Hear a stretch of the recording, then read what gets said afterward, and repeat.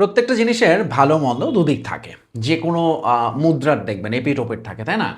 বাংলাদেশ যখন অস্ট্রেলিয়ার সঙ্গে ঐতিহাসিক সিরিজ জিতলো আমি বলবো, তখন আসলে আমি বলেছিলাম যে ভুল সময়ে সিরিজটা জিতেছে, বিকজ তখন ওয়ার্ল্ড কাপ নিয়ে এত হাইপ, বিশ্বকাপ নিয়ে। তো সেটা ছিল খারাপ দিক। ভালো দিক হচ্ছে দেখেন বাংলাদেশ জিম্বাবুয়ের সঙ্গে হেরেছে বলবো, মানে গুহারা হেরেছে যেটা আমাদের ওইদিকে বলে, এবং খুবই বাজেভাবে হেরেছে। আহ, সেই হারের পরও এই দলটাকে নিয়ে খুব একটা কথা নেই, বিকজ আমরা এখনো ওয়ার্ল্ড কাপের ভাইবে আছি। সো আচ্ছা, এখানে আমি শুরুতে ক্লিয়ার করে নেই, বাংলাদেশ দলের ক্রিকেটারদের একটা ছবি বেশ ভাইরাল হয়েছে যে তারা বিশ্বকাপের খেলা দেখছে। আমি এটাতে আসলে পার্সোনালি কোনো কোনো অন্যায় দেখি না। ক্রিকেটাররা ভাই 4 বছর একবার বিশ্বকাপ আছে, তারা খেলা দেখতেই পারে রাত জেগে। পরের দিন তাদের ম্যাচ থাকার পরও ইটস আমার মনে হয় যে অ্যাকসেপ্টেবল যদি তারা তাদের কাজটা ঠিকঠাক করে, কিন্তু তারা তাদের কাজটা ঠিকঠাক করেনি, সেটা ফলাফলই বলছে। আমি শিওর যে এই ম্যাচটা আসলে আমাদের খুব একটা আগ্রহের তালিকায় ছিল না। ওয়ার্ল্ড টেস্ট চ্যাম্পিয়নশিপের ম্যাচ না, বাংলাদেশ তাদের লিটন কুমার দাস ইনজুরিতে বিশ্রাম দিয়েছে, আমাদের বোলিংয়ের অলমোস্ট আমাদের একমাত্র এই মুহূর্তে টেস্টের সেরা অলরাউন্ডার মেহেদী হাসান মিরাজ সহ বোলিং প্রথম সারি বোলিং লাইন আপের সবাইকেও রেস্টে। বাট তারপরেও বাংলাদেশ যেভাবে হেরেছে, বাংলাদেশ জিম্বাবুয়ের সঙ্গে আমি জিম্বাবুয়েকে সবসময় মনে করি আমাদের গরিবের বন্ধু, এবং বাংলাদেশ জিম্বাবুয়ে ম্যাচ মানে আমার কাছে মনে হয় গরিবের অ্যাশেজ। এই দলটার টেস্টের লড়াই, বাংলাদেশ টেস্ট প্রায় 2001 সাল থেকে বাংলাদেশ জিম্বাবুয়ের সঙ্গে টেস্ট খেলছে। প্রথম টেস্ট বাংলাদেশ জিম্বাবুয়ের সঙ্গে হেরেছিল ইনিংস ব্যবধানে, ওই একবারই। ঠিক 25 বছর পর এসে বাংলাদেশ আবার সেই স্বাদ পেল, জিম্বাবুয়ের কাছে টেস্ট হারলো ইনিংস ব্যবধানে শুধু না, এবং 85 রানে, যেটা জিম্বাবুয়ের ক্রিকেট ইতিহাসের সবচেয়ে বড় জয়। বাংলাদেশকে তারা এই লজ্জায় ডুবিয়েছে। আরও আরও অনেক লজ্জায় আছে। কীরকম? বাংলাদেশ প্রথম ইনিংসে যা রান করেছে, জিম্বাবুয়ের একজন একাই সেই রান করেছে। বাংলাদেশের total run first innings 140। Innocent Kayah player of the match এই ম্যাচের, তার রান 140, সমানে সমান। অর্থাৎ বাংলাদেশের 11 জন মিলে একজনের সঙ্গেই মূলত লড়াইটা করেছে। এই ম্যাচ সেভাবে ফলো না করলেও অফকোর্স স্কোর কার্ড দেখছিলাম, মাঝে মধ্যে চোখ বোলাচ্ছিলাম খেলায় টিভিতে। আমার কাছে বাংলাদেশ দলের স্কোয়াডটা দেখে খুব মেজাজ খারাপ হয়েছে। প্রথমত আমি দেখলাম যে আরে বল করে দেখি 4 জন, এবং তাওহিদ হৃদয়কে খেলানো হচ্ছে। প্রথমত এর আগে তানজিদ তামিমের অভিষেক ঘটানো হয়েছে, which I didn't like personally. এখন তৌহিদ হৃদয়কে খেলানো হয়েছে।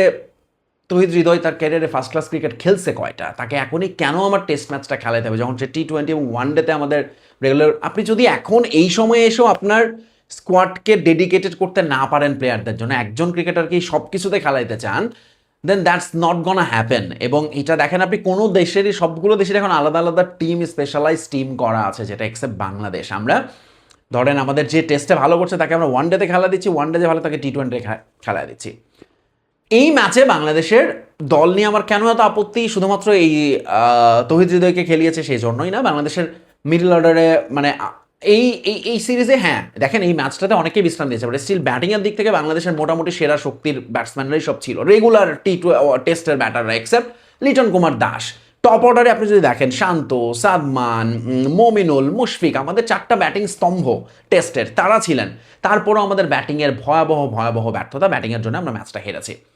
প্রবলেম হচ্ছে আমাদের বোলিংয়ে। আমরা ধরেন এই জিম্বাবুয়ের সঙ্গেও আমাকে 8 জন ব্যাটসম্যান নিয়ে খেলতে হবে, আমাকে 4 জন বোলার নিয়ে খেলতে হবে। ভাই টেস্ট ক্রিকেট কোনোদিন 4 জন বোলার নিয়ে হয়?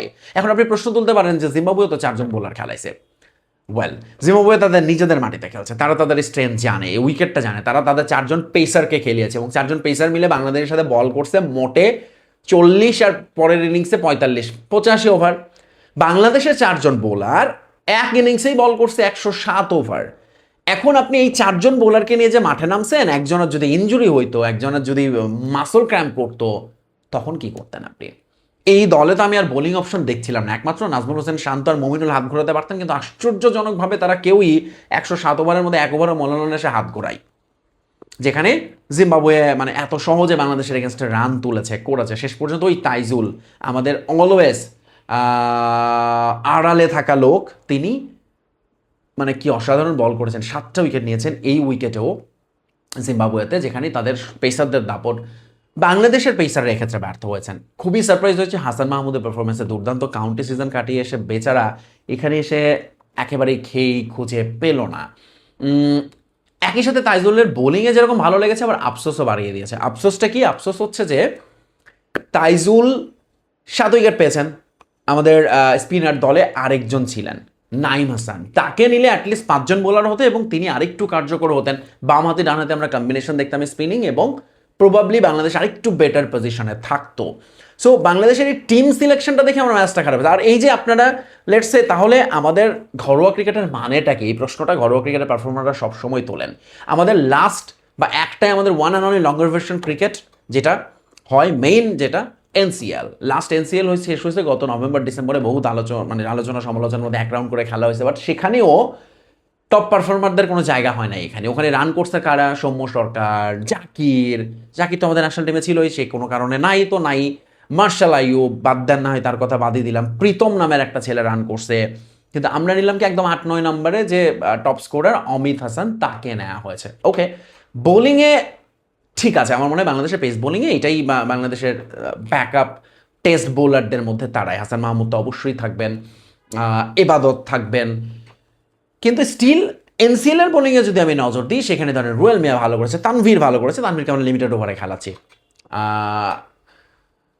সেখান থেকেও আমরা অনেক পরের দিকে পারফর্ম করে রবিউলকে নিয়ে গেছি। ওকে, ঠিক আছে। আমার প্রশ্ন হলো বাংলাদেশের কেন ডিফেন্সিভ মাইন্ডসেট অ্যাপ্রোচ নিয়ে খেলবে? অস্ট্রেলিয়ার সঙ্গে টি-20 সিরিজ হারলেও আমি খুশি হয়েছিলাম বাংলাদেশের পজিটিভ ইন্টেন্ট দেখে, কিন্তু এইখানে জিম্বাবুয়ের সঙ্গে আমরা টেস্ট খেলতে গেছি, যেটা হইতে পারতো বা হবে, বেসিক্যালি হওয়া উচিত ছিল অস্ট্রেলিয়ার সঙ্গে আমাদের প্রিপারেটরি টেস্ট, কারণ অস্ট্রেলিয়ার সঙ্গে আপনি মাসখানিক পরেই খেলতে যাবেন, এবং ইন্ডিয়া অস্ট্রেলিয়া যখন একে অন্যের সঙ্গে খেলে বা ইংল্যান্ড, তারা দেখবেন 1 মাস 2 মাস আগে থেকে প্রিপারেশন নাই, প্রস্তুতি ম্যাচ খেলে, নিজেদের মধ্যে খেলে, লঙ্গার ভার্সনে পুরোপুরি ডুবে যায়। সেখানে বাংলাদেশ একটা ম্যাচই পাইলো এরকম বিরুদ্ধ কন্ডিশনে, সেখানে তারা বেস্ট প্লেয়ারকে বিশ্রাম দিয়েছে। এইটা আসলে আমার কাছে মনে হয়েছে একটা মিস ক্যালকুলেশন বাংলাদেশ টিমের জন্য, কারণ অস্ট্রেলিয়ার সঙ্গে ম্যাচের আগে আমার মনে হয় আমাদের পেসার, আচ্ছা ঠিক আছে, তারপর আমি ধরে নিই আমাদের পেসার অলওয়েজ রেডি, তারা ওই কন্ডিশনে গিয়ে নাহিদ তাসকিন আগুন জড়াবেন, মেহেদী হাসান মিরাজ অলওয়েজ যে কোনো জায়গায় ভালো বল করবেন, কিন্তু আমাদের ব্যাটসম্যানদের বেশ দুরবস্থাই হয়েছে আমি বলবো।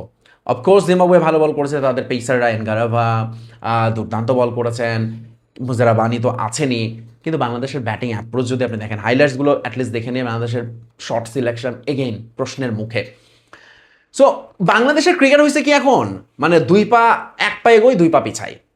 কেমনে দেখেন, বাংলাদেশ লাস্ট টেস্ট সিরিজ জিতলাম আমরা পাকিস্তানের সঙ্গে, আপনার ধারাবাহিকতা কন্টিনিউটি তখনই আসবে যখন আপনি আপনার একটু খর্বশক্তির দল নিয়েও, উইকার টিম তাই না জিম্বাবুয়ে, তাদের সঙ্গে আপনি অ্যাটলিস্ট সমান তালে পারফর্ম করবেন, আপনি সেই চেষ্টাটা থাকবে। দেখেন ভারত আয়ারল্যান্ডের কাছে হেরেছে টি-20 সিরিজটা, কিন্তু তারা কিন্তু ধরেন একটা প্রসেসের মধ্য দিয়ে গিয়েছে, যে প্রসেসটাই তারা ঠিক থেকেছে, কিন্তু বাংলাদেশের ক্রিকেটের প্রসেসটা কখনোই ঠিক থাকে না। আউট অফ নো ওয়্যার হঠাৎ করে একটা ডিসিশন নেবে, হঠাৎ করে ওকে খেলাবে, মনে হবে এটা করবে। তহিদ হৃদয় কি অস্ট্রেলিয়াতে যাবে টেস্ট খেলতে, টেস্ট টিমে জায়গা পাবে? আমার মনে হয় না, এবং সেটা পাওয়া উচিত হবে না আসলে। একজন টেস্ট ক্রিকেটারকে at least numbers of first class match খেলে আসতে হবে, যেটা তহিদ হৃদয় নাই, তার 1000 রানও নাই ফার্স্ট ক্লাস ক্রিকেটে, যেটা হওয়া উচিত আসলে, থাকা উচিত আইডিয়ালি। সো বাংলাদেশের টিম সিলেকশন নিয়ে প্রশ্ন আছে আমার, হতাশ লেগেছে।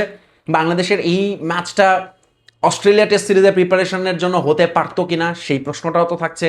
বাংলাদেশের ব্যাটসম্যানদের কথা তো বললামই, এক লিটন দাস ছাড়া মূলত আমাদের সব টপ ব্যাটাররা ছিলেন, কিন্তু তারা ব্যর্থ হয়েছেন, এক ইনোসেন্ট কাইয়ার রানই করতে পারেননি। এবং কেন বললাম বাংলাদেশ ক্রিকেট 1 পা এগোয় 2 পা পিছায়, আমরা যখন ওয়ান ডেতে ভালো করছি, টি-20 তখন টেস্টে আমরা যেন আবার সেই 25 বছর আগে কিন্তু ফেরত গেছি, জিম্বাবুয়ের সঙ্গে আবারও ইনিংস ব্যবধানে হার। আর ধারাবাহিকতা সেটাকেই বলে, জিম্বাবুয়ে যেটা করেছে এই টেস্ট ইনিংস ব্যবধানে জিতেছে, এর আগে তারা সবশেষ টেস্ট খেলেছিল গত বছরের নভেম্বর ডিসেম্বরে এগেনস্ট আফগানিস্তান, সেই টেস্টটাও তারা জিতেছিল ইনিংস ব্যবধানে। দ্যাট ইজ কল্ড কন্টিনিউটি, যেটাতে বাংলাদেশ সব সময় ফেল করে। সামনে টি-20 আছে, ওয়ান ডে আছে, এবং এগুলোও আমি শিওর আড়ালে থেকে যাবে। সো বাংলাদেশের পারফরমেন্স নিয়ে খুব আলোচনার কিছু নাই। আজকে সংসদে দেখলাম এটা নিয়ে কথা হয়েছে, অ্যাটলিস্ট তাদের জবাবদিহিতে আনা হচ্ছে, কিন্তু ওয়ান ডে টি-20 জিতলে আবার আপনারা 1-2 কোটি টাকা দিয়ে দিন বাংলাদেশ দলকে, ঠিক আছে?